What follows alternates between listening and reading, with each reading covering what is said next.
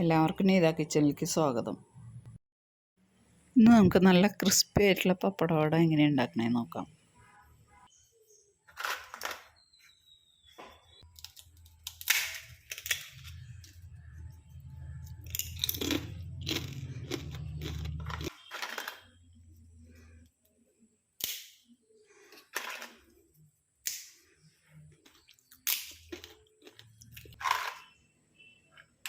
ഈ പപ്പടവട ഉണ്ടാക്കുന്നത് അരി വെള്ളത്തിലിട്ട് കുതിർത്തി അരച്ചിട്ടാണ് ഉണ്ടാക്കുന്നത്.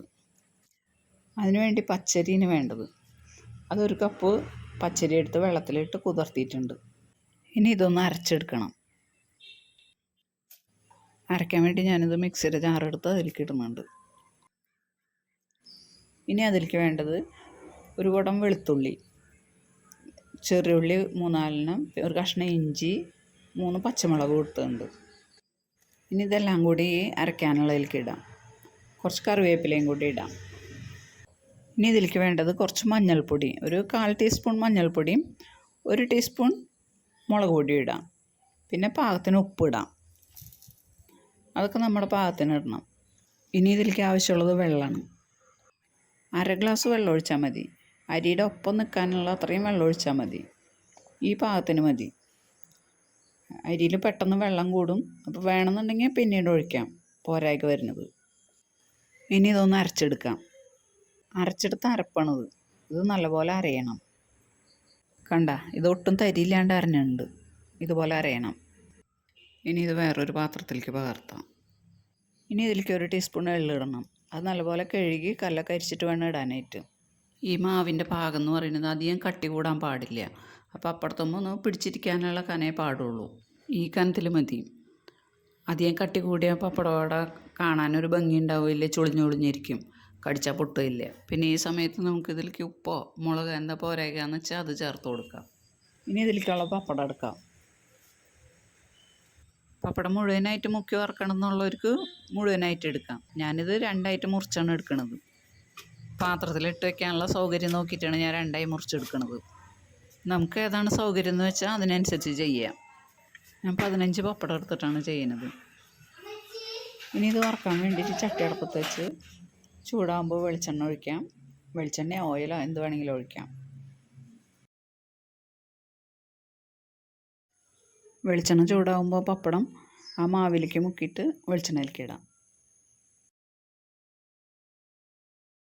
പിന്നെ അത് ഇഷ്ടപ്പെടുകയാണെങ്കിൽ എല്ലാവരും ഒന്ന് ലൈക്ക് ചെയ്തോളൂ കേട്ടോ.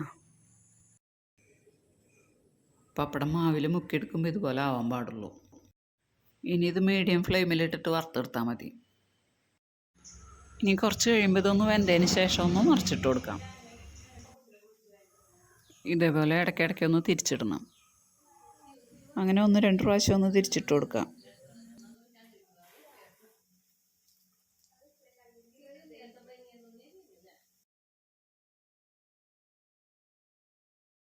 ഇത് പപ്പടം വറുത്ത് കോരുന്ന പോലെ എളുപ്പം വറുത്ത് കോരാൻ പറ്റില്ല കേട്ടോ. ഇത് കുറച്ച് സമയം വെളിച്ചെണ്ണയിൽ കിടന്ന് വെന്ത് മൊരിഞ്ഞതിന് ശേഷം വേണം എടുക്കാനായിട്ട്. ഇതിൽ ചില പപ്പടം നല്ലപോലെ പൊള്ളക്കുന്നുണ്ട്, ചിലത് പൊള്ളക്കുന്നില്ല. ഇപ്പോൾ ഇത് കളറൊക്കെ മാറി മൊരിച്ചിലായിട്ടുണ്ട്.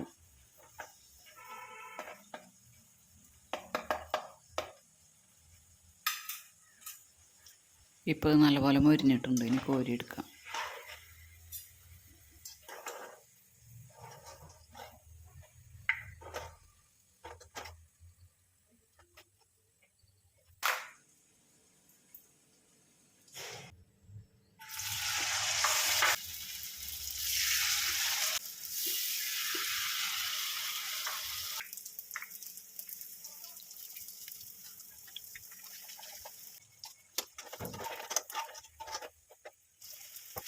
ഇനി ബാക്കിയുള്ളത് ഇതുപോലെ തന്നെ മുക്കി പൊരിച്ചെടുക്കുക.